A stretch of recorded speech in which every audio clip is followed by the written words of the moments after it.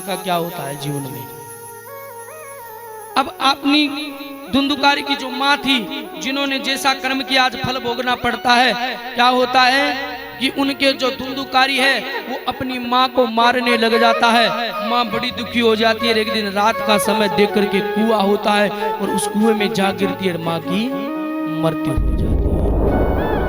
अब माँ मर जाती है। गोकर्ण जी महाराज विद्या अध्ययन करने के लिए चले जाते हैं। इधर से कहती है आत्मदेव जी महाराज दुखी होकर के वन में निकल जाते हैं। अब घर में बचा केवल धुंधुकारी एक। अब वो धुंधुकारी क्या करता है, वो धुंधुकारी ऐसा करता है कि घर में 5-5 वेश्याएं लेकर आ जाता है और चोरी डकैती करता है। और एक दिन ऐसा समय आता है वो एक राजा के यहाँ चोरी कर लेता है। जब राजा के चोरी करता है, वेश्याओं को पता चलता है कि इसने राजा के चोरी कर ली है और राजा उसको मारेगा। इससे अच्छा है क्यों ना हमें इसे मार दे तो हम तो बच जाएंगे। एक दिन समय आता है और वेश्याएं चारों कहती हैं कि राजा के चोरी करके लेकर आता है।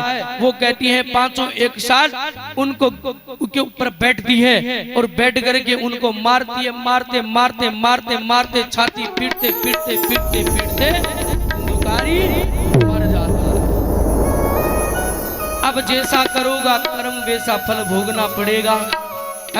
अंतमति सोगति।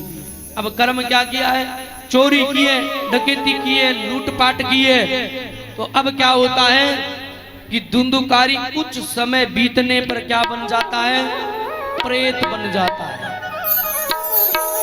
ध्यान से सुनना, धुंधुकारी मर जाता है और मरने के बाद जब समय आता है तो वो प्रेत बन जाता है। उनके भाई गोकर्ण जी सारे के सारे उनके जो दाह संस्कार से लेकर के सपिंडी श्राद्ध तक कर्म करती है। उनके बाद में उनकी गया श्राद्ध की जाती है, त्रिपिंडी श्राद्ध करवाती है, सारे के सारे कर्म करती है, लेकिन धुंधुकारी की मोक्ष नहीं होती।